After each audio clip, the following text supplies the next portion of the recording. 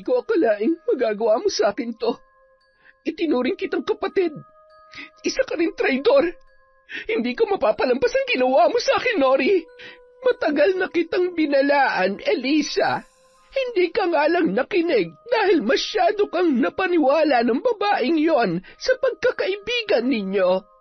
Para siyang anay na habang dumidikit sa'yo ay unti-unti kanyang sinisira. Ngayong alam mo na, ano ang gagawin mo? Linta! Tigilan niyo ako! Chong, tulungan niyo ang asawa ko. Gamutin niyo siya. Pagalingin niyo ang asawa ko. Taon 2008. Sikihor. Manaka-naka ang buhos ng ulan habang naglalakad si Renato patungo sa bahay ng kanyang tiyo Delphine. Malayo-layo pa ay naririnig niya na ang boses nito na tila ba mayroong kaaway. Binilisan niya na lamang ang paglalakad upang maging malinaw sa kanya kung ano ang totoong nangyayari ng mga oras na yun. Hindi kita titigilan hanggat hindi mo binabawi ang sumpa sa lalaking ito. Tigilan mo na siya!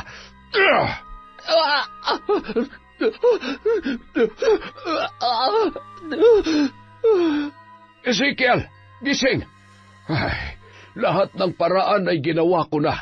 Pinakiusapan ng maraming beses at maging pananakot ay hindi umubra sa kanya. Napakalaki ng galit sa inang mambabarang na ito. Ay, Chong, ano nangyari sa kanya?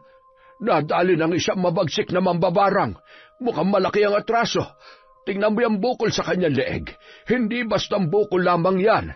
May kung ano-anong itinanim na insekto at maliliit na bato. At saka, mayroon yatang kalawanging pako pa sa loob. Ayan, salamat sa Diyos at nagkamalay ka na. Ano, kumusta ang pakiramdam mo? Wala pa rin hong nagbago. Ang kirot pa rin ho ng bukol sa leeg ko na para bang tinutusok. Makati at may mga gumagalaw-galaw sa loob. Baka naman doktor ang kailangan mo. Baka kailangan ng tanggalin kung ano man yan at...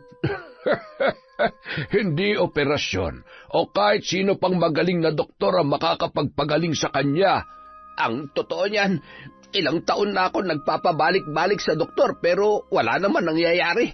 Sa tuwing pumupunta ako ng ospital, pag uwi ko sa bahay, mas lalong nadadagdagan ang sakit at mas lalo pa itong lumalaki. Ay, kahit kailan talaga salot ang mga mambabarang na yan.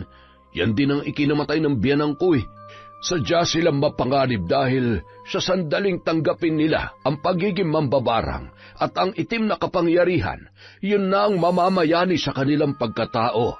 Ngunit ang higit na mas nakakatakot ay ang galit na nag-uudyok sa kanila para barangin ang kanilang biktima. Hindi siya basta-bastang papaslang ng walang malalim na dahilan.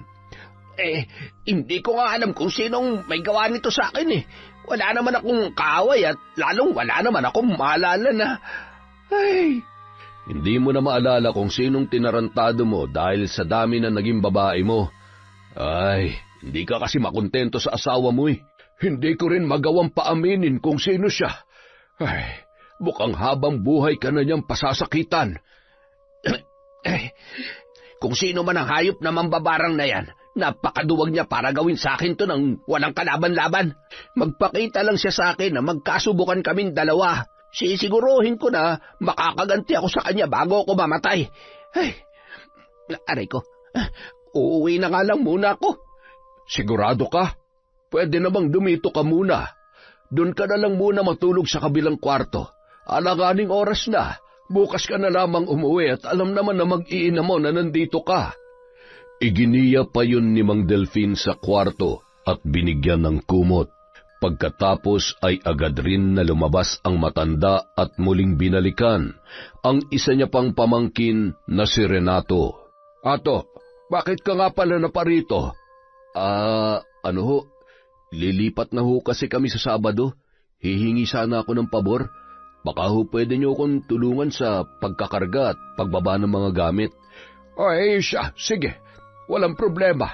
Doon na lamang ako matutulog bukas ng gabi. Kailangan bago sumikat ang araw ay nandoon na ako.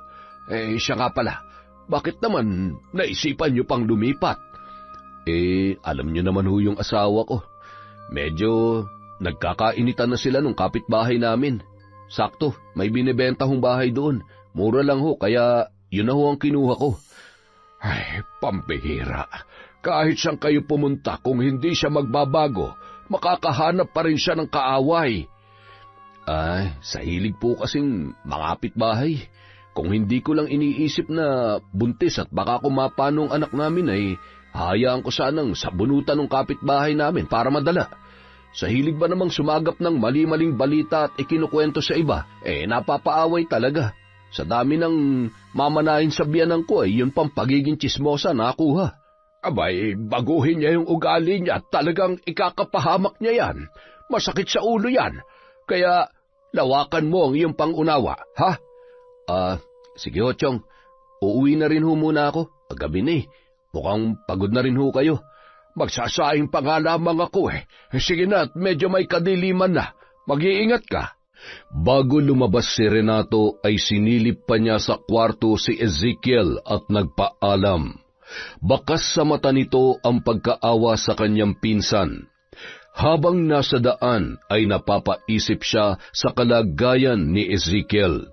Makalipas ang ilang sandali ay may dumaan ng tricycle kaya agad siyang nakasakay. Bandang 8:00 na ng gabi nang makarating si Renato sa kanilang bahay. Napakamot ulo pa siya nang pagkababa niya ng tricycle ay narinig niya ang boses ng kanyang asawang si Nori sa bahay ng isa pa nilang kapitbahay. Abay, bukas na bukas din ay lilipat na kami. Mas maluwag at plano namin magtayo roon ng tindahan kung sakali. Habang nagsasalita yun, ay bigla namang nagparinig ang kaaway nito. Maigi naman at mababawasan ng tsismosa dito. Kawawa naman yung mga nabibiktimang kapitbahay Tse! Hoy! Pinariringgan mo ba ako? Aba, kahit buntis ako'y hindi kita aatrasan, bruha ka! Nori! Nandyan ka na pala. Oo, kanina pa. At buti nga dumating ako dahil mukhang naghahanap ka na naman ng gulo. Gabi na'y nangangapit bahay ka pa rin. Tapos makikipag-away ka pa. Aba, pinariringgan kasi ako ng bruhang babae na yan Palibasa wala siyang kaibigan.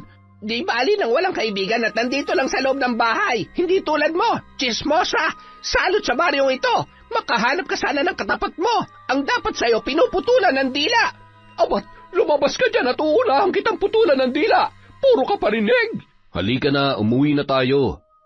Sa pilitang hinila ni Renato ang braso ng kanyang asawa para maiuwi na yon sa kanilang bahay. Tinakpan din nun ang bibig ni Nori na walang tigil pa rin sa pagbubunganga.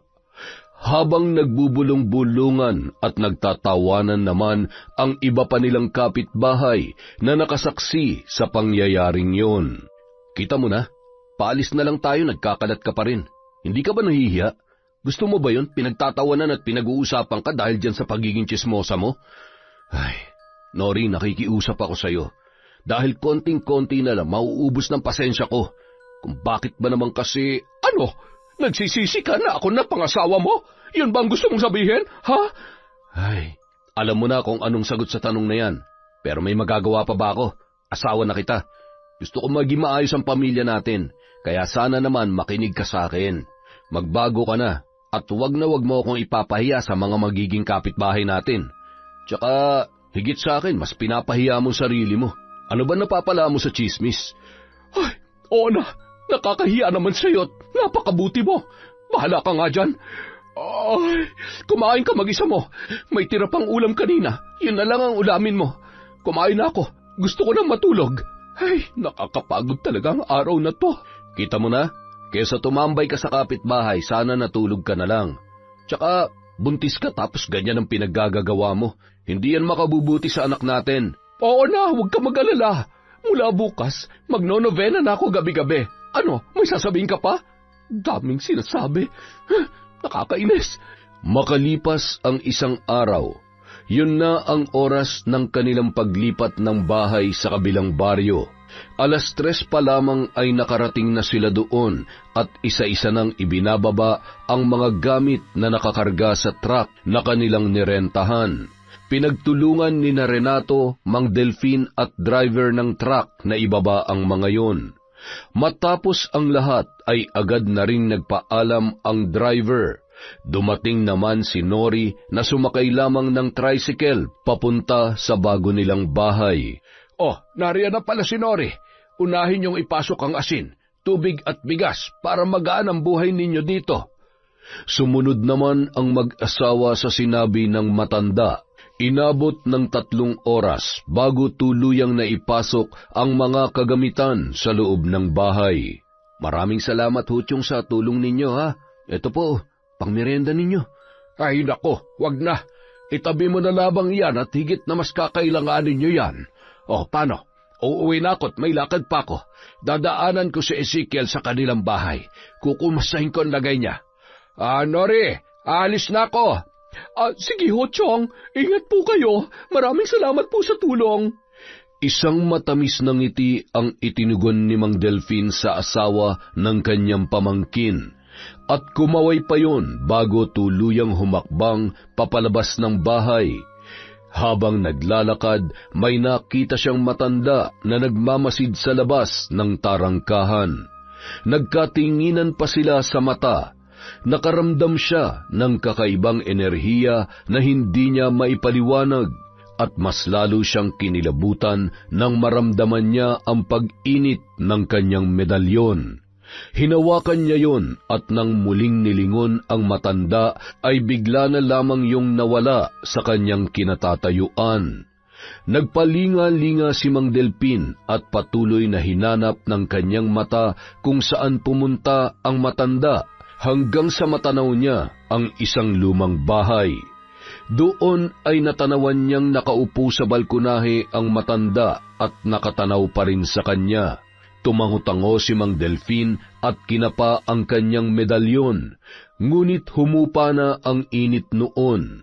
Lalo pang kumalma ang kanyang pakiramdam nang nilapitan siya ng isang bata. Hello po! Oh, bata, pwede ba magtanong? Sige po. Ano po yun? Kilala mo ba kung sino yung matandang... Si Lola Flora po ba? Siya po ang may-ari ng bahay na yan. Sabi po ng mga kalaro ko. Hindi pa man natatapos ang kanyang sasabihin ay bigla namang tinawag yon ng nanay nito na si Eliza. Isa sa mga magiging kapitbahay ng mag-asawang Nori at Renato. Tonton? Tonton! Nay, sandali lang po. Bata, sandali! Ay. Mula sa di kalayuan, napansin ni Renato na hindi pa tuluyang nakakaalis ang kanyang tiyuhin. Kaya naman nagmamadali yung lumabas at tumungo sa kinatatayuan ni Mang Delfin. Chong, may problema po ba? May naramdaman lang akong kakaiba sa matanda na nakatira sa bahay na yan. Pakiramdam ko ay isa siyang mambabarang o hindi kaya ay mangkukulam. Mag-iingat kayo't paalalahanan mo rin ang asawa mo. Mahirap na. Hindi basta-bastang kalaban ng isang nilalang na may taglay na itim na kapangyarihan. Sige na, umiwas na lamang kayo kung kinakailangan, ha? Bumalik ka na sa ginagawa mo't paalalahanan mo agad si Nora tungkol sa bagay na ito. Papasyalan ko na lamang ulit kayo dito. Bahagyang tinapik ni Mang Delfin ang balikat ng kanyang pamangkin bago tuluyang naglakad patungo sa paradahan ng tricycle. Samantala, Anak, sinabi ko naman sa'yo, huwag ka makikipagkwentuhan sa kung sino-sino. Paano kung, Nanay, mukha naman po siyang mabait tsaka nagtatanong lang naman po siya. Nangangatwiran ka na naman kay Nanay, ha? Mabuti patulungan mo na lang ako. Ilalabas ko lang tong mga lutong ulam at sigurado, maya-maya dadagsan na ang mamimili. Sige po, Nay. Ako na po magliligpit at maghuhugas ng mga pinaglutuan ninyo. At saka, Nanay, pwede po bang... Oo, nariyan ang pagkain para sa pinakamamahal kong si Tonton. Salamat po, Nanay. Sa kabilang banda... Oh, ano? Anong sabi ng Chong? Ang sabi niya, mag-iingat raw tayo sa nakatira dyan sa malaking lumang bahay. Ha? Bakit naman? Nararamdaman daw niya na posible mambabarang yung matandang babae ron. Pambihira naman si Chong, oo. Baka naman mukha ng mambabarang o mangkukulam. Tsaka paano niya naman nalaman? Maigi na yung nag-iingat. Kaya ikaw, ngayong nandito na tayo, huwag mo nang dalhin dito yung ugali mo sa pinanggalingan natin. Tandaan mo, ano man ang ginagawa mo, posible maapektuhan ang anak natin. Maging nanay ka na. Mas gusto ko pang pumirmi ka na lang dito sa bahay. Ay, ang daming sinasabi. Oo na, ayusin na lang natin itong mga gamit para matapos na. Napapagod na ako. Ay, nahihilo na rin ako. Magpahinga ka muna. Ako nang bahala dito. Kapag medyo nakapagpahinga ka na, ang mabuti pa, bumili ka na lang ng pagkain. Siguradong hindi tayo makakapagluto. Marami-rami pa itong aayusin natin. Ay, oo na. Maya-maya ay maghahanap ako sa labas. Sana may maliit na bilihan dito. Pwede bang umidlip muna? Ay, pagod na ako eh. Bahagyang humiga sa sofa si Nori. Makalipas ang halos 30 minuto ay agad naman yun lumabas para maghanap ng mabibilhan. Sakto namang nakita niya ang mga tao na nagkukumpulan sa isang maliit na kubo. Ayun, buti naman at hindi ko na kailangan lumayo pa. Ang daming bumibili. Maganda palang ganitong negosyo, kaya lang mukhang nakakapagod. Nang makaalis na ang mga mamimili ay agad naman siyang tumingin ng ulam. Isa-isa niyang binuksan ang mga lalagyan. Ang hirap naman mamili. Parang lahat masarap. Parang ngayon lang kita nakita dito. Oo. Kararating lang kasi namin kanina. Magiging kapitbahay mo rin ako. Ako nga pala si Nori. Kayo palang nakabili ng bahay dyan sa kabila. Ako naman si Eliza. Habang nag-uusap ang dalawa ay bigla namang dumating si Tonton. Nanay, tapos na po ako maghugas. Ay, sorry, excuse me po. Thank you, anak. Mukhang busog na busog ka na naman, ha. Opo, Nay. Ang sarap niyo po kasi magluto, eh. Si Tonton nga pala, anak ko. Ang cute mo naman. Sana maging kasing cute mo rin na magiging anak ko. Buntis ka pala? Ilang buwan na? Magtatatlong buwan pa lang kasi, kaya hindi pa gaanong halata. O siya, bigyan mo ako ng 2 pritong isda at 1 gulay na langka, tsaka 3 order ng kanin na rin. Grabe, ang sipag mo naman. Siguro ang aga mong gumising para magluto, no? Oo, ganun talaga. Pero sanay naman ako. Bumabawi na lang ako ng tulog pagkatapos ko magtinda. Buti nga, naaasahan ko na rin kahit papano tong anak ko, eh. Nakakatuwa ka naman pala, Tonton. Masipag na bata. O siya, sa susunod na lang ulit tayo magkwentuhan, ha? Papasyalan na lang kita ulit. Siguradong nagugutom na ang mister ko. Nakangiti namang tumango si Eliza sa kausap. Sabay iniligpit na ang mga lalagyan ng paninda na wala ng laman at iniabot yon kay Tonton. Napalingon pang muli si Nori sa mag-ina. Siguro iniwan siya ng asawa niya o hindi kaya naanakan lang siya. Ang gwapo nung bata. Siguro ampun lang yun. Bahala na nga, malalaman ko rin yan. Nang makarating sa bahay ay agad na silang kumain. Matabang naman yung gulay, tinipid pa sa gata. Alam mo, sa tingin ko, kung ako magtitinda, siguradong mawawalan siya ng customer. Diba? Hindi naman masarap eh. Okay naman masarap naman. Ganito talaga pag paninda, kumain ka na lang. Kakalipat lang natin, nagsisimula ka na naman eh. Nanahimik na lamang si Nori at nagpatuloy sa pagkain nang mapansin na nagagalit na naman sa kanyang inasal ang kanyang asawang si Renato. Lumipas ang mga buwan, naging malapit si Nori kay Eliza. Ikinatuwa naman ng babae ang pagiging malapit sa kanya ni Nori. Madalas ay nasa bahay niya yun, lalo na kapag nasa trabaho si Renato o di kaya ay nasa may kubo kung saan doon siya nagtitinda ng ulam. Nang binyagan ang bata ay kinuha pa siya nitong ninang. Isang araw habang nakaupo si Nori sa loob ng kubo at karga-karga ang kanyang anak, dumating si Lola Flora. Nakatalukbong yon ng itim na tela at malagkit na nakatingin kay Nori. Lola Flora, ito na po yung ulam nyo. Salamat, Elisa. Ito ang bayad ko. Huwag na ho. Ilaan nyo na lamang po yan para sa iba nyo pang pangangailangan. Ito po ang sabaw para mas masarap po ang kain nyo. Maraming salamat. Napakabuti mo talaga, Elisa. Walang anuman po, Lola. Basta kapag nagugutom po kayo, punta lang po kayo sa akin, ha? Nagpalinga-linga muna ang matanda bago tuluyang umalis. Tumayo pa ng bahagya si Nori upang masiguro na nakalayo na si Lola Flora. Mare, totoo ba yung naririnig ko tungkol kay Lola Flora? Na isa siyang mambabarang? Hindi naman totoo yan. Mabait si Lola Flora. Hindi lang siya gaanong naglalalabas at matanda na. Isa pa, kung sakaling totoo man, wala naman tayong dapat ikatakot, lalo na't wala naman tayong kasalanan sa kanya. Sabagay, pero nakapagtataka lang na nakakaya niya mabuhay na mag-isa sa malaking lumang bahay na yan. Mahigit 1 taon na rin kami rito pero ni minsan wala man lamang ako nakita na kamag-anak na dumalaw sa kanya. Siguro dahil kahit sarili niyang kamag-anak ay natatakot sa kanya. Hindi naman.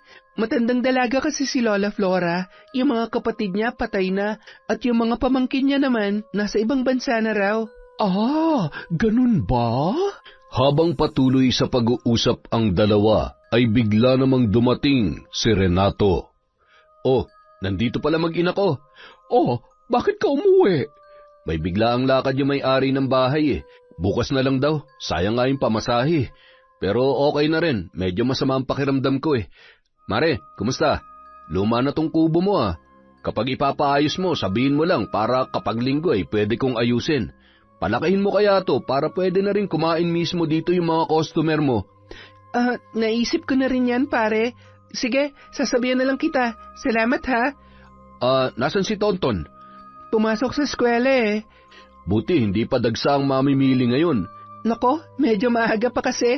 Mamaya siguradong hindi na naman ako magkakanda-ugaga niyan. Grabe, napakasipag mo talaga.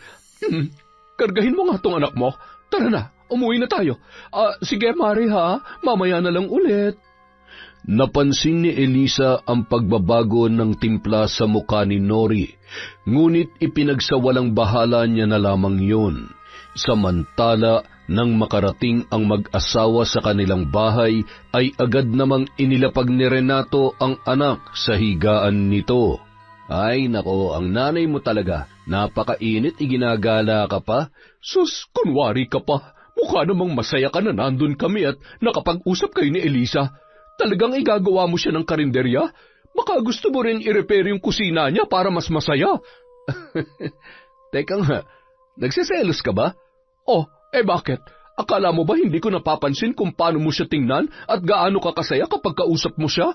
Hindi ka na nahiya sa harap ko pa talaga? Tumigil ka nga. Hindi ko alam yung sinasabi mo. Kumare natin yun. Sino pa ba magtutulungan kundi tayo-tayo lang? Napakamalisyosa mo talaga. Ano ba nangyayari sa'yo? Tsaka, ipagpapalit ko ba naman kayo ng baby natin? Ay nako, makapagluto na nga lang muna at baka nagugutom ka lang kaya umiinit yung ulo mo. Ay, isa rin ang Elisa na yun. Kung naghahanap siya na magiging tatay ng anak niya, huwag ang asawa ko kung ayaw mo masira ang buhay mo. Mula nung araw na yun, naging sunod-sunod ng nakaramdam ng selos at inggit si Nori para sa kanyang kumaring si Eliza. Kasabay kasi noon ay ang malaking pagbabago ng kanyang katawan. Isang araw, habang ginagawa ni Renato at ng kaibigan nito ang maliit na karinderya ni Eliza, ay pasimple namang nagmamasid si Nori sa di kalayuan, habang karga niya ang kanyang anak. Magmerienda muna kayo. Ipinagtimpla ko kayo ng juice. Nako, napakainit pa naman ng panahon. Nagluto rin ako ng panset at may palaman na rin yung tinapay. Salamat, Mari ha. Ayos, mukhang masarap to Edward, halika na, tikman natin tong masarap na pansit ni Mari. Sige, maiwan ko na muna kayo at nagluluto pa ako para sa tanghalian. Ilagay nyo na lang dito sa tabi yung pinagkainan nyo. Kitang-kita naman ni Nori ang magagandang ngiti sa mukha ng kanyang asawa at sa kanilang kumare na si Eliza. Magaling magkunwari itong babaeng to. May tinatago rin palang kalandian. Humanda ka sa akin. Lalo ka na, Renato. Lintik ka. Mamaya kapag uwi mo. Nanggagalaiti siyang umuwi at hindi mapakali sa loob ng kanilang bahay habang nag-iisip kung ano ang pwede niyang gawin. Ngumisi yun sa harap ng salamin na tila ba may kung anong pumasok sa kanyang isipan. Nang makauwi si Renato, agad niyang iniabot sa asawa ang perang ibinayad sa kanya sa kanyang pagtatrabaho. Oh, ano to? Ano pa, di bayad sa 3 araw naming trabaho. Tapos na rin sa wakas. Aba, mabuti naman at natapos na. Mukhang masyado ka nang nag-e-enjoy at nagpapakasarap sa mga niluluto para sa'yo ng malanding babae na yon. At alam mo kung ano nakakabwisit? Kitang-kita ng 2 mata ko na gustong-gusto mo rin. Alam mo, yan ang napapala mo sa pagiging tsismosa mo eh. Pati ako na sarili mong asawa, ginagawa mo na ng kwento. Hindi mo ba nakikita? Lahat ng ginagawa ko para sa iyo at para sa anak natin. Napapagod na nga ako kung ano-ano pang pinagsasabi mo na wala namang kabuluhan. Hindi ka na nahiya sa kumari natin. Ayusin mo nga yung ugali mo. Nakakarindi ka na. Akala mo naman napakagwapo ko. Ay, makapagbihis na nga lang. Aba, ako pa nakakarindi. Mas kinakampihan niya pa talaga yung babae na yon. Makalipas ang ilang araw, unang araw ng muling pagbubukas ni Eliza ng kanyang karinderya, dinumog yon ng maraming tao at tuwang-tuwa ang mga yon na mas pinalaki at pinaganda pa ang kanyang pwesto. Hanggang sa magsara ng karinderya si Eliza ay hindi nagpakita sa kanya ang kumaring si Nori. Siguro may sakit si Maring Nori. Mabuti pa siguro dalhan ko siya ng sabaw, tsaka may tira pa ritong gulay. Anak, hugasan mo to ha. Pupunta lang saglit si nanay sa tita Nori mo ha. Sige po nanay, ako na po ang bahala dito. Tutulungan ka ni nanay pagbalik ko at marami-rami yan ha. Inilagay ni Eliza ang ulam na dadalhin sa kanyang kumare sa 2 katamtamang laki ng disposable tub. Nagmamadaling naglakad dahil tirik na tirik ang araw. Bandang 1:00 kasi yon ng hapon. Nang makarating siya sa may tarangkahan ay tumuloy na siya sa may balkonahe. Tao po, Mare, si Eliza to. Sandali lang. Oh, Mare, ikaw pala. Okay ka lang ba? May sakit ka ba? Wala naman. Medyo marami lang ginagawa. Tsaka medyo sinisipon si baby kaya hindi ko inilalabas. Oh, heto ulam para sa'yo. Akala ko kasi may sakit ka eh. Kaya dinalhan kita ng mainit na sabaw at gulay para gumanda ang pakiramdam mo. Nako, salamat Mare. Ang sweet mo naman. Sayang naman, wala kasi dito si Renato. Siguradong matutuwa na naman yun kapag natikman ang luto mo. Masyado ka naman kasing masarap magluto eh. Salamat Mare, pero wala pa ring tatalo sa luto ng asawa. Kaya higit sa anumang ulam, mas magugustuhan pa rin ni Renato ang pagkain na ihahain mo sa kanya.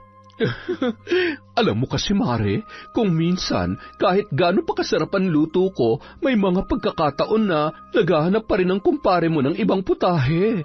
Alam mo naman ang mga lalaki. Nako, ulam pa bang pinag-uusapan natin? Hindi ako makarelate eh.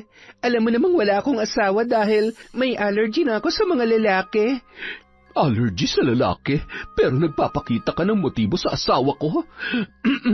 Di bale, kalimutan mo na lang yung mga sinabi ko, Mare. Salamat nga pala dito. Agad nang umalis si Eliza. Pagtalikod noon ay malakas na isinara ni Nori ang pintuan na animoy nagdadabog. Buisit, akala mo kung sinong mabait at maganda. Maigi na rin at may ulam na kami mamayang gabi. O baka naman may lason to para maagaw niya na sa akin si Renato. Kasi sa tinagal-tagal namin dito, ngayon lang siya namigay ng libreng ulam. Hindi kaya... baka naman marumi na to. Nadapuan ng langaw, pero mainit-init pa naman. Sayang naman ang grasya. Binuksan niya ang 2 lalagyan ng ulam at tinikman ang mga yon. Pwede na. May lasa naman kahit medyo matabang at... Ay, mas masarap pa nga dito ang luto ko eh. Lasa na namang tinipid. Bandang 5:00 ng hapon, Habang nakatayo si Nori sa may tarangkahan, ay dumaan naman ang isa pa nilang kapitbahay na babae. Nilapitan siya noon at binati ang kanyang anak. Ang cute-cute naman ng anak mo, Nori. Manang-mana sa'yo. Hi, baby. Ang cute mong mag-smile. Hi. Galing ako kay Elisa. Manghihiram sana ako ng pera, kaso wala eh. Wala raw siyang pera dahil nagpatrabaho ng karinderiya niya. Iba yung walang pera sa sadyang ayaw magpahiram, Mare.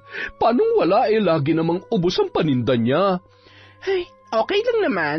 Baka talagang wala siya. Dati naman nakakahiram ako sa kanya. Naiintindihan ko naman dahil mag-isa niya lang tinataguyod ang anak niya. Ang galing-galing niya nga Ang sipag-sipag at masipag. At pati asawa ko ay gusto niya ring asikasuhin. Kaya nga hindi na ako pumupunta dyan Nagsisisi nga ako na kinuha ko siyang ninang ng anak ko. Pakiramdam ko, marami siyang kakatihang tinatago sa katawan. Kaya siguro iniwan ng tatay ang anak niya at hindi siya pinanagutan. Ay nako, talaga ba? Mainit-init pa yan ha? Kwentuhan mo naman ako. Halika, tuloy ka! Nauwi sa kung ano-ano pang haka-haka at kasinungalingan ang kwentuhan ng dalawa. Habang nag-uusap ay dumaan naman ang matandang si Lola Flora. Narinig ang halakhakan at pinag-uusapan ni Nori at ng kapitbahay. Napakunot noo yun na animoy hindi nagustuhan ang kanyang mga narinig, sabay na pailing-iling. Makalipas ang ilang sandali ay dumating na si Renato at siya naman pag-alis ng babae. Palihim pa yung pinahiram ni Nori ng 1,000, kaya naman tuwang-tuwa ang babae. Mukhang paniwalang-paniwala naman siya sa pinagsasabi ko. Tingnan lang natin kung hindi ka pagpiesta ng iba pang chismosa dito. Pero syempre, hindi niya pwedeng mahalata na sa akin nagmula ang chismis. At hindi pa rin ako tapos. Mayroon pa akong isang magandang pasabog para sa iyo, Eliza. Ewan ko na lang kung hindi lang ngawin yung paninda mo. Anong ginawa nun dito? Nori, baka kung ano-ano na naman ang pinag-usapan nyo, ha? Sinasabi ko sa'yo, umiwas ka sa gulo. Inaano ka ba? Wala naman akong ginagawang masama. Hindi na nga ako gaano lumalabas ni kahit tumambay kina Maring Elisa Natuwa lang siya sa anak natin kaya napadaan yun dito. Mabuti naman kung ganon. Anong ulam natin? May binigay na ulam kanina si Elisa. Siyempre, paborito mo, kaya hindi na kailangan mamroblema pa sa ulam. Nagsisimula ka na naman, tapos ikaw rin na magagalit sa huli, ha? Pagsapit ng gabi, matapos nilang kumain ay si Renato na ang nagligpit ng kanilang pinagkainan. Habang naglalakad si Nori papunta sa kuna ng kanyang anak ay bigla siyang nakaramdam ng pagkahilo, kasunod ay ang pandidilim ng kanyang paningin. Sumandal siya sa pader at naramdaman niya ang pagtulo ng malamig na pawis sa kanyang muka, kasabay ng pagkirot ng kanyang tiyan. Ang sakit ng tiyan ko. Ato, tulungan mo ako. Ilang sandali pa ay tuluyan na yung nagsuka. Nalalambot ako. Hindi kaya may laso, no? Tigilan mo yung kalokohan mo. Sana pa rin masakit ang tiyan natin. Wala naman ako nararamdaman Di hamak na mas marami ako nakain kaysa sa'yo. Manahimik ka. Wala namang ibang dahilan para sumakit ang tiyan ko. Buisit siya. Sigurado may kung ano nilagay siya sa pagkain ko. Humanda talaga sa akin ang babaeng yan. Ubus na ang pasensya ko sa kanya. Nung mga oras na yun, sakto namang nakakita si Nori ng ipis na dumapo sa may pader, sabay na pangisi bago tuluyang sumuka ulit. Samantala, sa isang silid ay hawak ni Lola Flora ang isang kulay itim na aklat, at sa harap nito ay ang mga kulay itim at pulang kandila na hugis tao.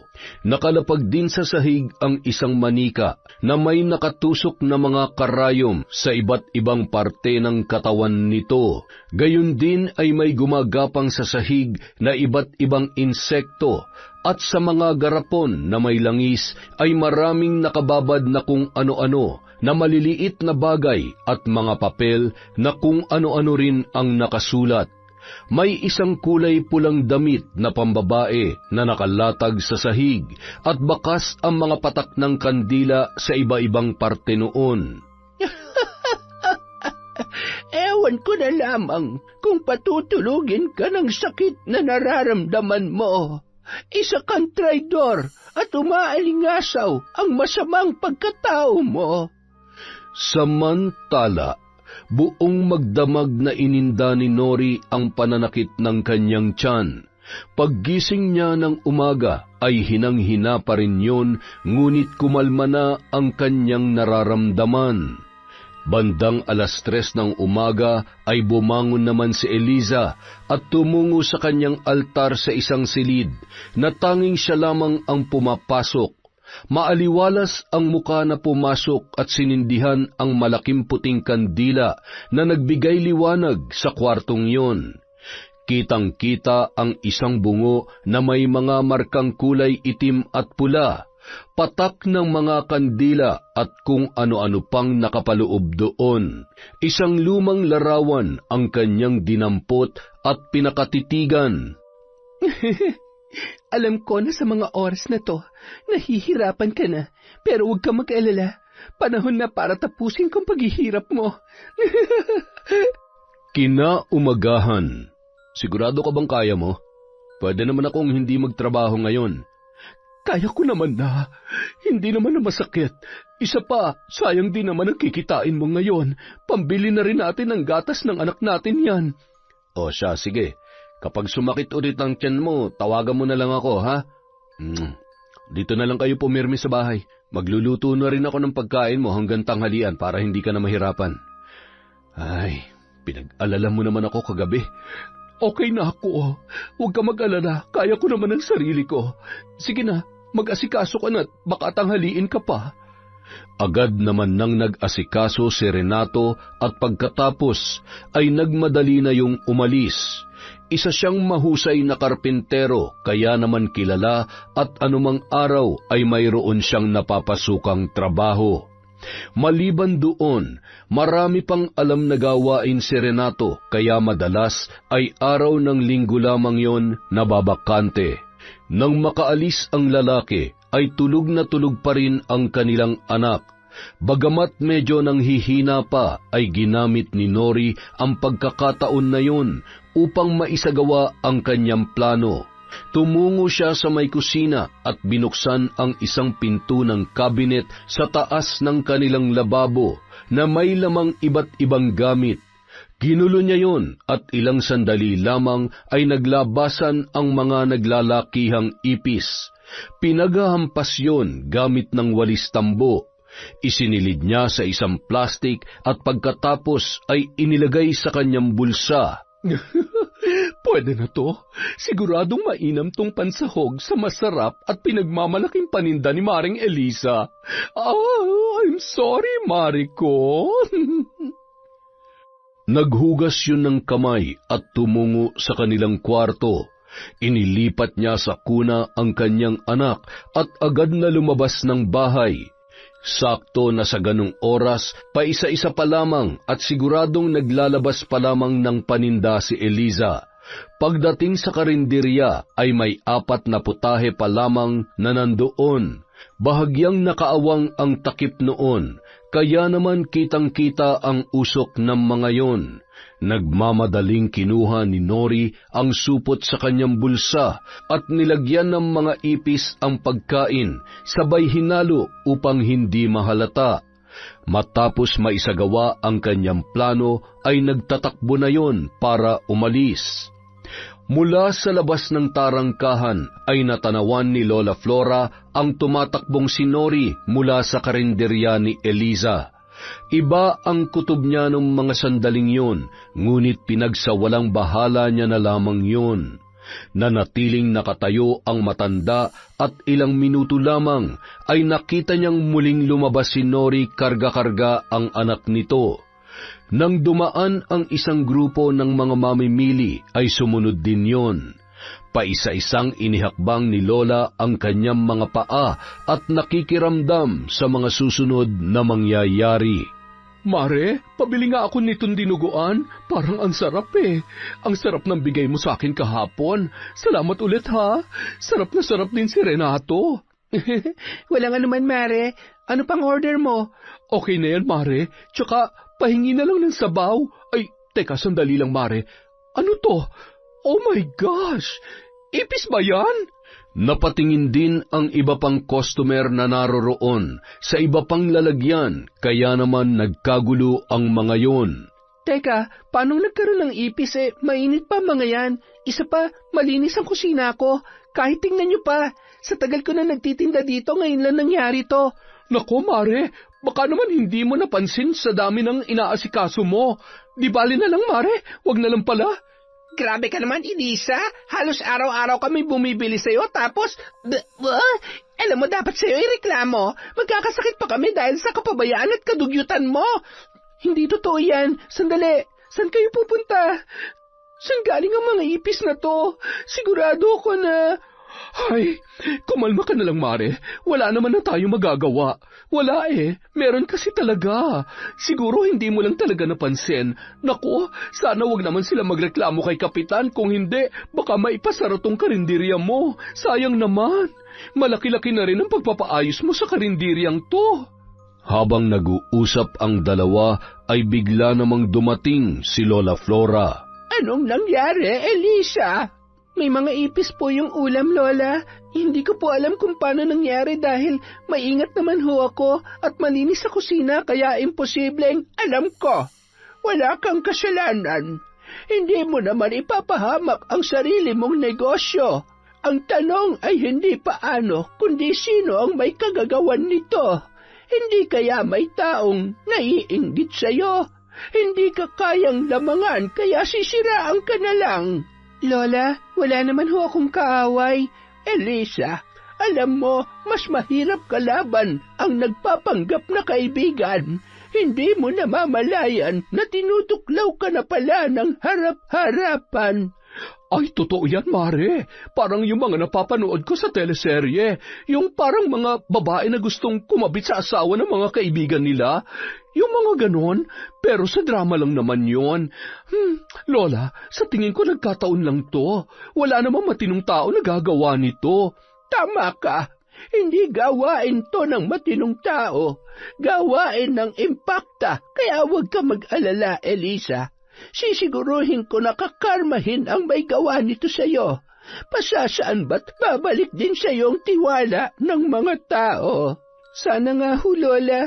Alam niyo namang ito lang ang meron kami ni Tonton. Sayang naman ang perang ipinampuhunan ko dito. Ang daming pagkain ang hindi mapapakinabangan. Okay lang yan, Mare. Makakabawi ka rin. Sige na, uuwi na kami ng anak ko at maya-maya ay paliliguan ko na to.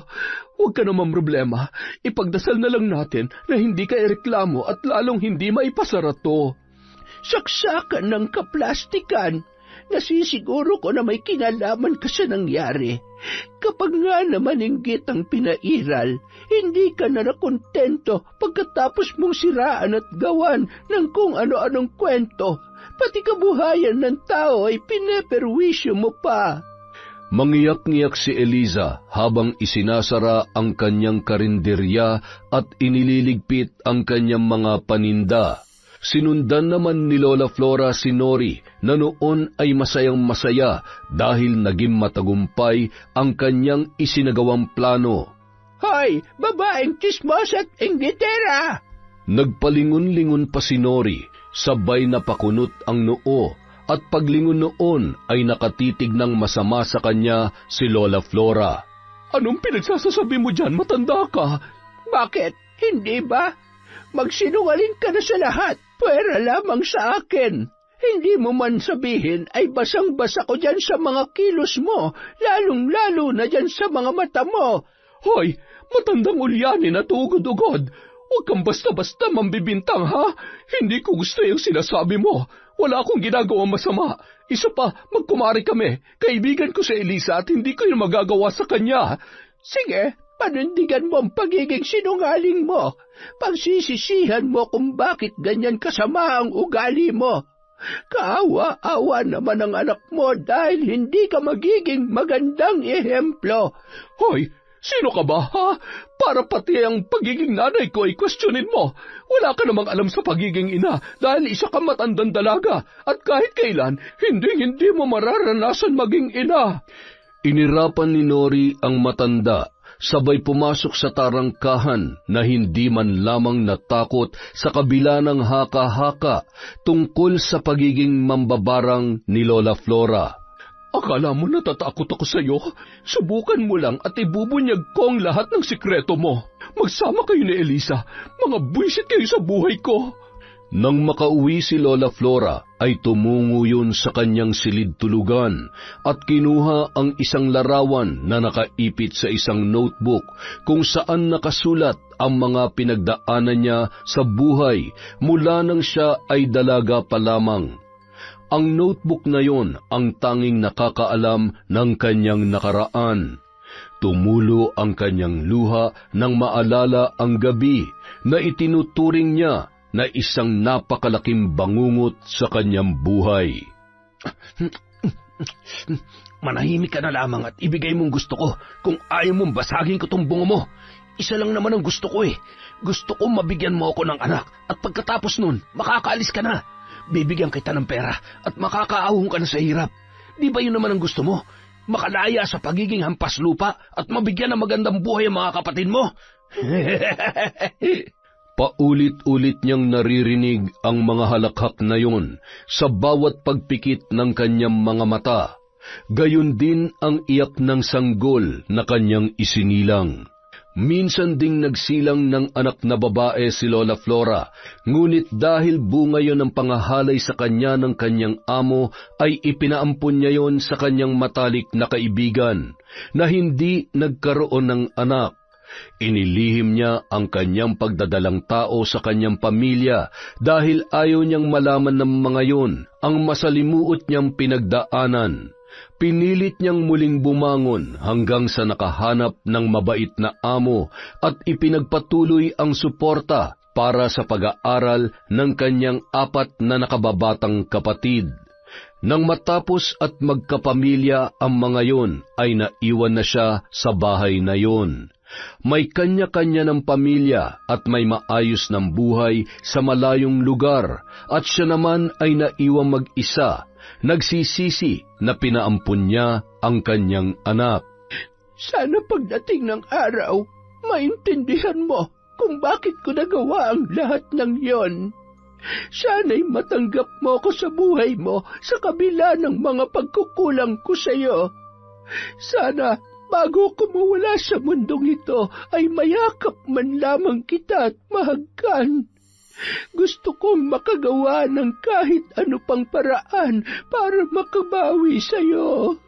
Kinagabihan, pagkagat pa lamang ng dilim ay hindi na naman mapakali si Nori. Kung ano-ano na naman ang kanyang nararamdaman. Maliban sa hindi maipaliwanag na paghilab ng tiyan, ay sobrang kirot din ng kanyang ulo at nagsusuka. Ano ba nangyayari sa'yo? Hindi kaya nabinat ka? Ay, hindi pa naman daw makakapunta si Chong at Dumayo. Baka sa susunod na linggo pa raw siya makakauwi. Tuwing gabi ko lang naman nararamdaman to. Baka nga binat lang. Baka naman kasi nalilipasan ka na naman ng gutom at inuuna mo pang pakikipagkapit-bahay. Sabi ng asawa ni Edward, doon ka raw sa may tindahan sa kanto nakikipag-umpukan noon nakaraan. Totoo ba yon? Hindi ba pwedeng bumili at napakwento lang? Sa lagay mo kang siyang chismosa at hindi ako. Isa pa, pinababantayan mo ba ako? Nakakainis ha? Ganun na ba talaga kasama ang tingin mo sa akin? Pinapaalalahanan lamang kita. Masyado ka namang defensive. Siya nga pala, ano nangyari sa karinderya kanina? Yun yung usap-usapan na naman ng mga tao nung pauwi ako eh. Ang sabi, baka raw sinadya. Sino naman ang gagawa nun? Sa tingin ko, may pagkaburara lang talaga yung kumari natin. Ay nako, huwag nga natin problemahin yan. Ay, ayan naman, ang sakit. Ano ba nangyayari sa akin? Kinaumagahan, maaga pa ay gising na si Nori. Pagbukas niya ng pinto ay agad niyang nakita ang kapitan ng barangay kasama ang ilang kagawad at tanod na dumaan sa harap ng kanilang tarangkahan. Ang ganda naman ng umaga ko. Kawawang Eliza. Goodbye, karinderya. Nilingon noon ang kanyang anak na tulog sa kuna. Agad na inayos ang kanyang buhok at lumabas sa tarangkahan, sabay nagkubli sa isang mayabong na halaman habang nakikinig sa usapan. Pasensya na pero kailangan muna nating ipasara to. Paiimbestigahan muna natin at gusto namin makita ang kusina mo. Huwag ka mag-alala, kung sakaling mapapatunayan natin na wala kang kakulangan sa nangyari, makakabalik ka pa rin naman sa pagtitinda. Kapitan, sigurado po ako. Sa ilang taon ko na pong pagtitinda ngayon lamang po nangyari to. Kahit po tingnan niyo ang bawat sulok ng bahay at kusina ko, wala ho kayo makikitang butas. Kaya sana tulungan niyo naman akong may salba ang negosyo ko. Huwag kang mag-alala. Katulad nga ng sinabi ko, sa oras na lumabas ang katotohanan, makakapagtinda ka na ulit. Kaya pasensya na muna sa ngayon. Kailangan ko munang pakinggan ang kahilingan ng mga taga rito sa atin. Kalusugan ng nakararami ang prioridad natin sa mga ganitong sitwasyon. Bumalik si Nori sa loob ng kanilang bahay na abot tainga ang ngiti at pakanta-kanta pa. Bigla naman siyang nakaramdam ng panlalamig ng paa at bahagyang pandidilim ng paningin. Kaya napaupo ang babae. Hindi niya alam kung namamalikmata lamang siya pero kitang-kita niya ang kahindik-hindik na titig ni Lola Flora habang nakatayo yun sa labas ng kanyang tarangkahan at nakaharap sa kanya na may kung anong ibinubulong-bulong. Ilang sandali naman ay bigla siyang nanumbalik sa sarili at napatingin muli sa kinatatayuan noon, ngunit biglang nawala ang nasabing matanda. Nang umayos ang kanyang pakiramdam, ay pumasok na siya sa loob at kinarga ang kanyang anak na noon ay nagpupumalahaw. Samantala, pagkaalis ni Kapitan at ng mga kasamahan nito ay siya namang pagdating ni Lola Flora sa karinderya. Kamusta ka, Eliza? Eto, nalulungkot pa rin po sa nangyayari. Masyado ka kasing nagtitiwala. Alam mo, hindi ko alam kung paniniwalaan mo ko, pero iba ang pakiramdam ko sa bago nating kapitbahay at kumari mong yan. Malakas ang hinala ko na may kinalaman siya rito. Nung nakaraan, maaga pa ay nakita ko siyang tumatakbo galing sa loob ng karinderya. May kakaiba siyang ikinikilos. Lola, lagi naman hong nandito yun eh. Isa pa, alam ko naman hong hindi niya magagawa sa akin yon. Magkaibigan ho kami at para na nga hong magkapatid, kaya imposible ho yan. Hindi kita pipilitin na maniwala sa akin. Ngunit makiramdam ka sana at huwag magbulag-bulagan dahil lamang iniingatan mo ang pagkakaibigan ninyo. Salamat ho sa concern, Lola. Nag-almusal na po ba kayo? Tara ho, kain po tayo. Ikain na lang po natin to. Ay, huwag po kayo mag-alala, Nanay. Makakapagtinda rin po ulit tayo. Sa ngayon po, magpahinga rin po muna kayo. Pasok na po ako sa school, Nay. I love you. Salamat, anak ko. Mahal na mahal ka ni Nanay. Mag-iingat ka, ha? Huwag tatakbo at baka madapa. Nakakatuwa naman kayong mag-ina. Halina ho kayo, Lola. Sa kusina na ho tayo magkwentuhan. Nang makapasok sa loob ng bahay, ay nagpalinga-linga si Lola Flora, habang pinagmamasdan ang bawat parte noon, lalo na nang makarating sa kusina. Parehong-pareho kaming metikulosa pagdating sa bahay. Upo na ho kayo. Kain ho tayo. Alam niyo ho, kapag nakikita ko kayo, naaalala ko si Nanay. Kaedaran niyo rin ho yun. Minsan nga po nakikita ko siya sa inyo eh. Oo, halos sabay kaming lumaki at nagdalaga noon. Magkaklase kami mula elementarya pa lamang. Talaga ho? magkakilala po pala kayo. Ngayon lang ho natin napagkwentuhan mula nung lumipat kami dito ni Tonton. Ayan ho, kumain na ho kayo. Huwag kayong mag-alala at sigurado ho akong malinis at walang ipis yan. Mula nung araw na yun, nagde-deliver na lamang si Eliza ng pagkain sa bayan sa tulong ng kanyang mga kakilala.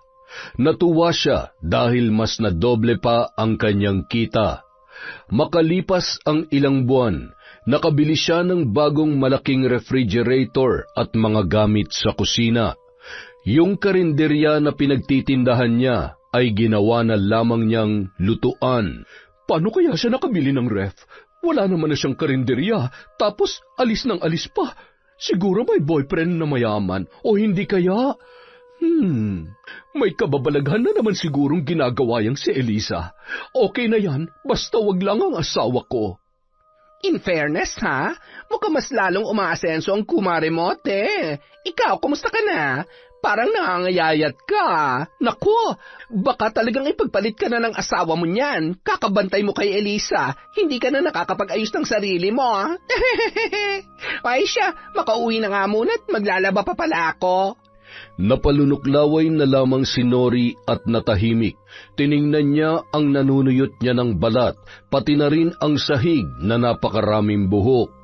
Paunti-unting nalalagas ang mga yun sa hindi niya malamang dahilan. Patuloy pa rin ang pag-inom niya ng gamot sa pag-aakala na nabinat lamang siya. Sa kabila ng lahat, naging mabuting kaibigan pa rin si Eliza kay Nori. Madalas niya pa rin yung binibigyan ng pagkain at malugod namang tinatanggap yun. Kung ano-ano rin ang mga magagandang laruan na binibili niya para sa kanyang inaanak.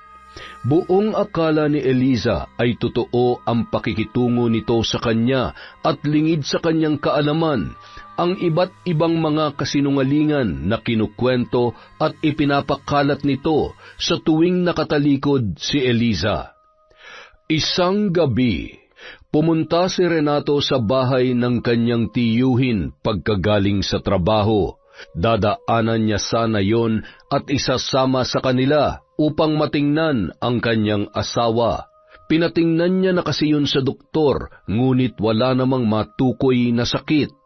Nang makarating siya ay nakita niya ang asawa ni Ezekiel at 2 anak nito sa may balkonahe. Nababakas sa mukha noon ang pag-aalala. Agad niya namang binati ang mga bata at mabilis na pumasok para usisain ang lagay ng kanyang pinsan. Patawarin mo ako! Sus Mariosep, pumutok na malaking bukol sa kanyang leeg. Napakaraming uod at nana. Hindi ko na kaya. Agad na tumakbo ang kanyang asawa at ang mga anak papasok sa loob ng bahay at nagpupumalahaw sa pag-iyak. Nakakalungkot isipin na hindi ko nagawang pagalingin ang pinsan mo. Ginawa niyo naman ho ang lahat para matulungan siya. At saka, mas mabuti na rin yan dahil ilang taon na siyang pinahihirapan na mambabarang na may gawa sa kanya niyan. Isang babae mula sa kanyang nakaraan na may gawa nito. Hindi ko matukoy ang kanyang pangalan, ngunit sa pakikipag-usap ko sa kanya sa aking ritual, namumukaan ko siya kahit paano. Ano nga palang ipinunta mo rito, Renato? Gusto ko ho sanang tingnan niyo rin ang lagay ni Nori. Pakiramdam ko po kasi napaglalaroan din siya dahil ilang buwan na ho siyang hindi makatulog na maayos. Nangangayayat na rin ho. Sa tuwing sumasapit ang gabi kung ano-ano ho nararamdaman niya. Sinabi ko naman sa inyo, hindi ba? Malamang ay napaglalaroan na siya ng matandang mambabarang na kapitbahay ninyo. Sigurado may kalokohang ginawa yung asawa mo. Wala naman ho siguro. Nakikita ko naman ho ang pagbabago ng asawa ko. Hindi naman ho siya katulad ng dati lalo na't abala siya sa bahay at hindi na siya makalabas dahil busy po sa pag-aalaga kay baby. Ay, sige. Hayaan mo't pagkatapos nating maipalibing itong pinsan mo, dadalaw ako sa inyo. Nang sumunod na gabi, yun ang unang lamay para kay Ezekiel.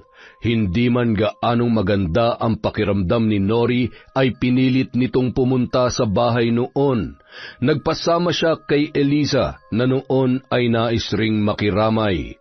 Habang nasa biyahe, pamilyar si Eliza sa lugar na dinaraanan nila at naging mas malinaw ang kanyang hinala nang makarating siya sa bahay na kanilang pupuntahan at nakita ang isang babae na nakaupo sa tagiliran ng kabaong ni Ezekiel.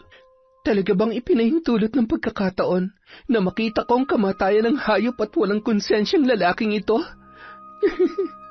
Mabuti naman, at sa wakas, makakapagpahinga ka na. Amanos na tayo, Ezekiel. Nakaganti na ako sa pag-iwan at panloloko mo sa akin noon. Lumakad si Eliza papalapit sa kabaong at marahang pinagmamasdan ang muka ni Ezekiel sa loob noon. Katabi niya si Nori na noon ay kausap ang asawa ng namayapa. Tatagan mo ang loob mo para sa mga anak mo. Kaya mo yan. Umirap lamang si Eliza sabay ibinalik ang tingin sa kabaong ni Ezekiel habang pinipigilang tumulo ang kanyang luha at inaalala kung paano siya pinagtaksilan nito. Eto ang pera. Kakailanganin mo to para ipalaglag ang batang yan. Ikakasal na ako. Pasensya na pero hindi mo pwedeng ituloy ang pagbubuntis mo. Ayaw ko masira ang relasyon namin ni Carmen. Hayop ka!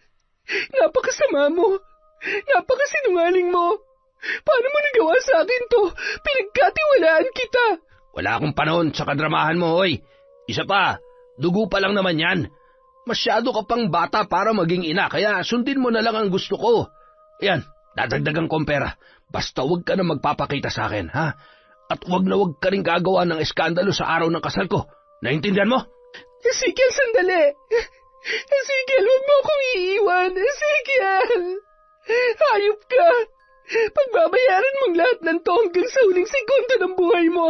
Wala kang kwenta! Napalingon si Nori nang makita ang luha ng kanyang kaibigan. Oh, okay ka lang ba? Bakit ka umiiyak? Wala. Nadala lang ako sa pag-uusap ninyo at sa iyak ng asawa niyang pinsan ng asawa mo. Nakikiramay ako, Carmen. Kilala mo siya? Ayan, nabasa ko lang yung pangalan niya na nakaping sa kabaong. Mag-usap lang muna kayo. Magpapahangin lang ako sa labas. Agaw pansin naman kay Mang Delfin nang makita niya ang maamong muka, ngunit may kakaiba siyang naramdaman nang makita si Eliza. Hindi niya maipaliwanag kung bakit kinikilabutan ang kanyang buong katawan, lalo na nang magtama ang kanilang mga mata. Umupo lamang sa may labas si Eliza at tila may malalim na iniisip hanggang sa nilapitan yon ni Mang Delfin. Ngayon lamang kita nakita. Sinong... Magandang gabi ho. Kaibigan ho ako ni Nori. Isinama niya lang ho ako dito.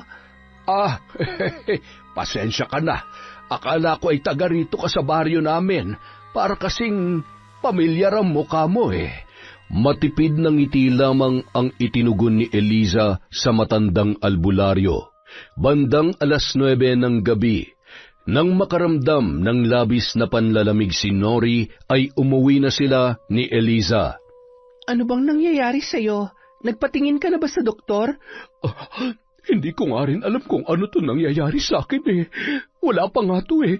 Pakiramdam ko, binabarang ako. Hindi pa naman ako nakapagpatingin kay Tio Delfin dahil abala siya. Siya ba yung matanda doon kanina? Oo, siya nga yun. Tiyuhin ni Renato. Alam mo bang barang din ang ikinamatay ni Ezekiel? Grabe ang mga mambabarang, no? Nakakatakot sila at mga walang awa kung pumatay. Alam mo, baka naman may malalim na dahilan. Hindi mo ba naisip kung anong ginawa ng Ezekiel na yon kaya siya pinasakitan at pinatay ng mambabarang? Ay, sabagay. Ibinaba si na Eliza at Nori sa tapat ng tindahan sa kanilang kanto. Mauna ka na para makapagpahinga ka. Baka hinihintay ka na ng asawa mo. May bibilhin pa rin kasi ako. Ay, sige. Baka umiiyak na yung anak ko. Pinagtitinginan naman ng dalawa ng mga tsismosa na nakatambay pa rin sa tindahan. Pagkatapos bumili ni Eliza ay agad naman siyang kinausap ng isa sa mga yon. Alam mo, ang labo rin ng kaibigan mo, no? Kapag nakatalikod ka, ang daming sinasabi. Siya ang punot dulo ng kumakalat dito tungkol sa'yo. Magkaibigan ba talaga kayo? Anong ibig niyong sabihin? Anong kumakalat? Isiniwalat ng lahat ng mga naroroon ang tsismis na ipinapakalat ng kanyang kaibigan. Nag-init ang buong katawan ni Eliza at napakuyom ng kanyang kamao. Hindi ko akalain magagawa mo sa akin to. Itinuring kitang para ko ng kapatid. Isa ka ring traidor. Hindi ko mapapalampas ang ginawa mo sa akin, Nori. Nang dumaan sa tapat ng bahay nila Nori, ay sinipa ni Eliza ng 3 beses ang tarangkahan noon. Isang malaking pagkakamali na itinuring kitang kaibigan. Tama nga si Lola Flora. Posibleng may kinalaman ka sa ipis na yon. Humanda ka sa akin. Tuturuan kita ng leksyon. Magpasalamat ka dahil sinunog ko ng mga gamit ko. Dahil baka kung ano pang magawa ko sa'yo. Pero hindi ako makakapayag na hindi mo pagsisihan ang ginawa mo sa akin. Kinaumagahan. Tama po kayo, Lola. Nagpapanggap lang po si Nori na kaibigan ko. Kagabi ko lamang nalaman lahat ng mga paninira niya sa akin. Kaya pala ganun na lamang ako tingnan ng mga tao dito dahil kung ano-anong chismis ang pinapakalat niya. Matagal na kitang binalaan, Elisa. Hindi ka nga lang nakinig dahil masyado kang napaniwala ng babaeng yon sa pagkakaibigan ninyo. Para siyang anay na habang dumidikit sa iyo ay unti-unti kang sinisira. Ngayong alam mo na ano ang gagawin mo. Aasarin ko ho muna. At baka naman ho pwede niyo akong tulungan, Lola. Hindi niyo man po sinasabi. Alam ko at nararamdaman ko na may alam kayo sa paggamit ng itim na kapangyarihan. Ngumiti lamang si Lola Flora. Hindi naman ho natin siya kailangang patayin. Gusto ko lamang ho na matuto siya sa mga kasalanan niya sa akin. Isang gabi. Kung sino ka mang nagpapahirap sa babaeng ito, patawarin at ibigay mo ang kagalingang hinihiling niya at patawarin siya sa kanyang mga kasalanan. Hindi ko na kaya. Ay, Diyos ko, ano pa nangyayari sa kanya? Bakit siya sumusuka ng anay? At ano yung mga yan? Halos gumapang na sa sahig si Nori at sumisigaw na animoy takot na takot habang ipinapagpag ang kanyang katawan. Linta! Tigilan niyo ako! Chong, tulungan niyo ang asawa ko. Gamutin niyo siya. Pagalingin niyo ang asawa ko. Subukan mong humingi ng tawad sa taong ginawan mo ng pagkakamali. Baka sakaling kahabagan ka niya. Hindi ka babawan ng pagkatao ang paghingi ng tawad kung ito magsasalba sa buhay mo. Wala nga akong ginagawang mali. Samantala, sadya palang may mga tao na hindi marunong tumanggap ng pagkakamali. Ngayon lamang ho ako nakakita ng taong katulad niya. Ay, hindi bali ho. Mukhang may mas mainam pang paraan para mapaamin ko siya at maalala niya lahat ng mga kawalang hiya niya. Pagpahingahin niyo ho muna siya para naman ho may lakas siyang harapin ako bukas. Pagkatapos mag-usap ng dalawa ay sakto namang nakita ni Mang Delfin si Eliza galing sa bahay ng matandang si Lola Flora. Hindi kaya siya o maaaring ang matandang yon ang may gawa nito kay Nori. Ano kayang ginawa ni Nori? Kung magkaibigan sila, paano magagawang... Ay nako. Kinaumagahan, maagang umalis si Mang Delfin. Natuwa naman yon dahil bumuti na ang pakiramdam ng asawa ng kanyang pamangkin. Sana'y ipahintulot niya ng tuluyang paggaling mo. Pero hanggat maaari, isipin mong mabuti at pagsisihan mo ang mga bagay na naging dahilan kung bakit ka nagkakaganyan. Ilang sandali pa, pagkatapos makaalis ni Mang Delfin ay siya namang pagdating ni Eliza. Halos 2 linggo silang hindi nagkita mula nang malaman niya ang katotohanan. Umalis naman si Renato noon dahil may binili yon sa tindahan. Tao po, Mare! Oh, Mare, ikaw pala. Ano yung dala mo? Ipinagluto kita ng lugaw para naman gumanda ang pakiramdam mo. Kainin mo agad habang mainit pa. Nako, salamat.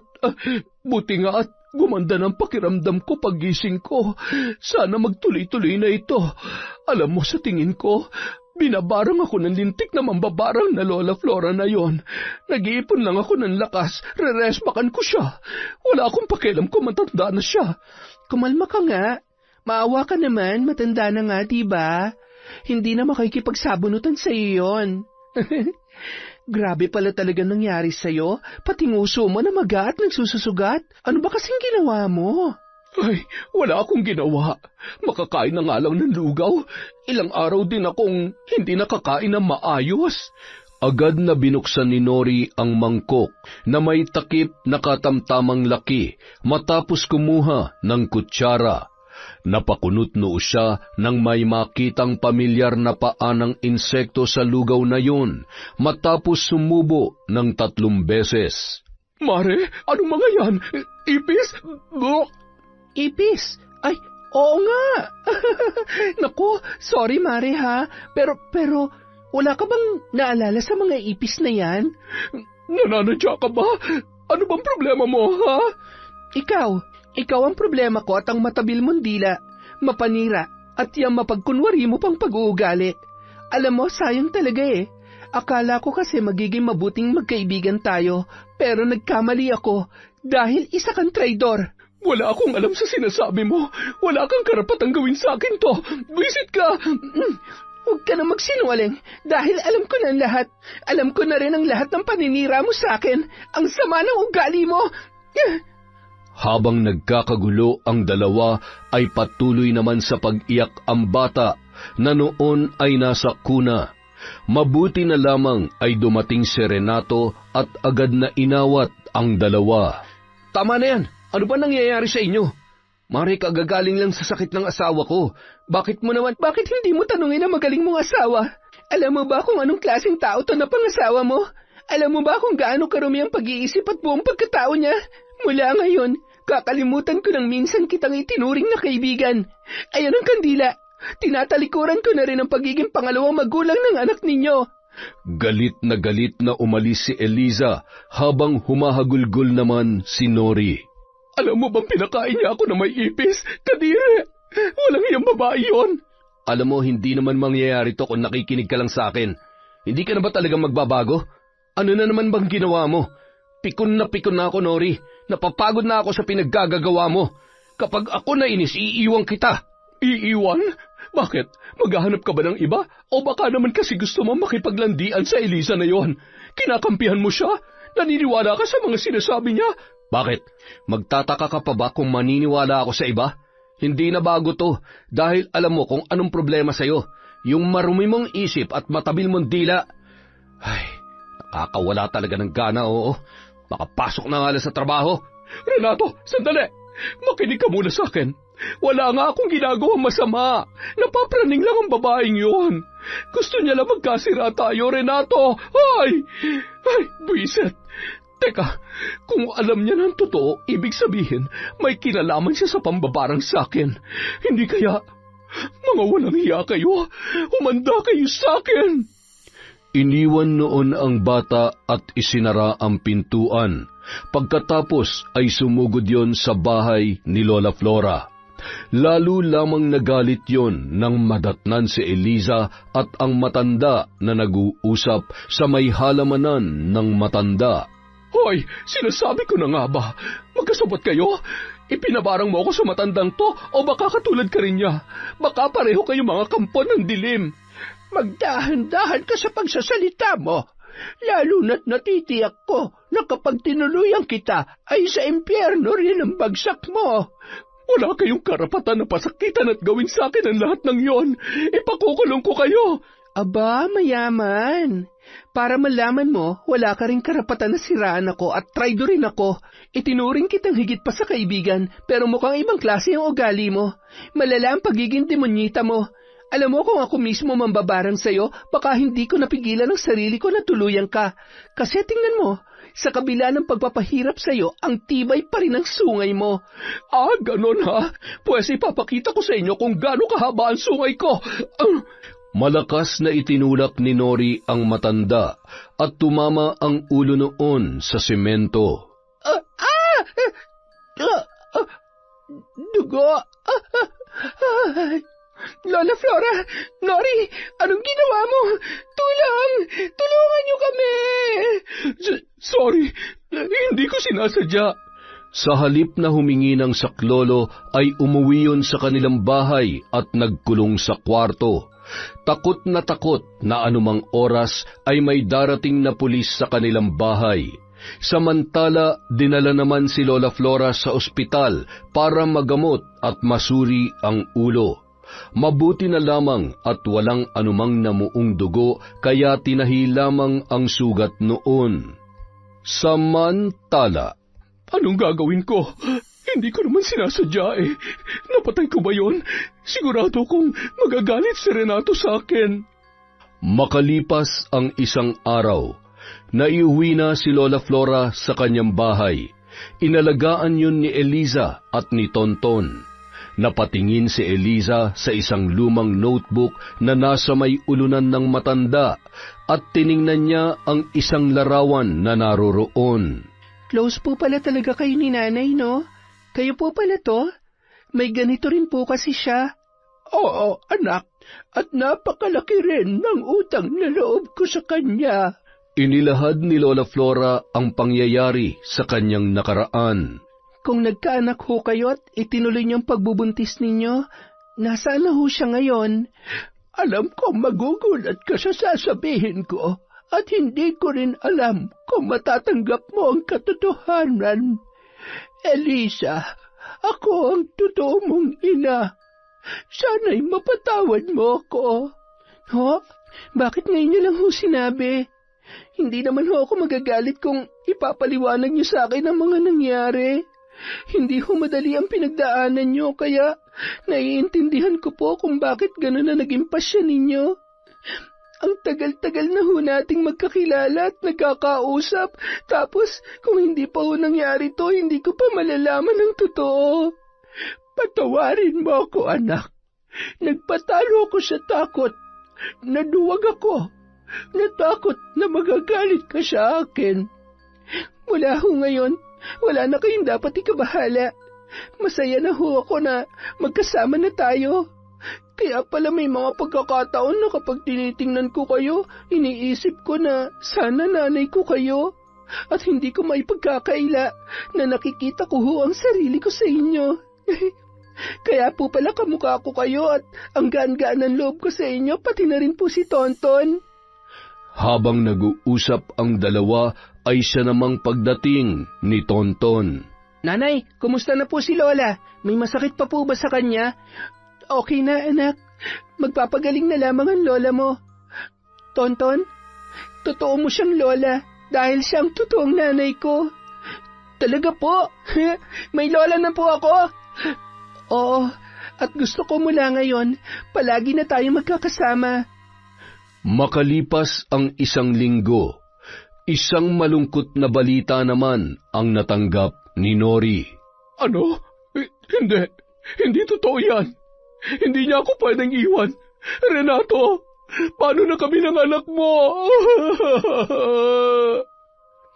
Nasangkot sa isang aksidente sa kalsada si Renato, dahilan ng pagpanaw nito. Dahil bago sa lugar ay iilan lamang ang mga naroon para makiramay at tumulong. Mula sa di kalayuan ay nakatayo sina Lola Flora at Eliza. Huwag mong sabihin na naaawa ka sa babaeng yan. Ay, hindi ko po maintindihan kung tama ba itong nararamdaman ko. Pero sa kabila po ng lahat ng ginawa niya sa akin, wala po akong ibang maramdaman kundi awa. Siguro naman po, pagkatapos ng lahat ng to, mapagtatanto niya ng mga pagkakamali niya. Elisa, saan ka pupunta? Hindi na napigilan pa ni Lola Flora si Eliza na lapitan ang kanyang kumare. Eliza, Anong ginagawa mo dito? Hindi ako nandito para makipag-away sa'yo. Nandito ako bilang kapitbahay na nakikiramay. Heto, konting tulong na maibibigay ko para sa'yo. Bakit mo ginagawa to? Sa dami at sa laki ng kasalanan ko sa'yo, nagagawa mo pa rin akong tulungan. Dahil sa kabila ng mga nagawa mo, hindi ko pa rin makakalimutan na minsan naging magkaibigan tayo. Patawarin mo ko. Pinagsisisihan ko na mga kasalanan ko. Huwag ka mag-alala. Pagkatapos ng lahat ng ito, babawi ako sa'yo. Itatama kong lahat ng pagkakamali ko. Sa halip na magsalita ay niyakap na lamang ni Eliza si Nori, dahilan para lalong mapahagulhol ang kanyang kumare. Huwag ka matakot. Makakayanan mong lahat ng mga pagsubok na pinagdaraanan mo. Maging malakas ka para sa anak mo. Nandito pa rin ako. Patawarin mo rin sana kami ni Nanay sa nagawa namin sa'yo. Nanay? Oo, si Nanay Flora. Siya ang totoo kong ina. Yan ang bagay na kahit ipagkalat mo ay hinding-hindi ko ikagagalit. Kahit napapaluha ay napatawa na rin si Nori sa naging tugon sa kanya ni Eliza. Makalipas ang 1 taon, paunti-unti nanumbalik ang pagiging magkaibigan nina Eliza at Nori. Sa katunayan ay naging katuwang ni Eliza ang babae sa negosyo nang muli nilang buksan ang karinderya. Yun ang naging daan upang maitaguyod ni Nori ang buhay nilang mag-ina. Hindi naging madali ang mag-isa na kumayod at walang katuwang sa buhay, ngunit nagpapasalamat siya na nanatili pa rin sa tabi niya si Eliza at binigyan ng pangalawang pagkakataon ang kanilang pagkakaibigan. Yon! Maraming salamat po sa pakikinig sa Kwentong Enteng. Pasensya na po kayo, medyo gahul po tayo sa oras. Nag-outing po kasi kami ni Crisanto last weekend, so kadarating lang po kaninang umaga. Bukas na po ang shoutout. Maraming salamat po mula sa Kwentong Enteng.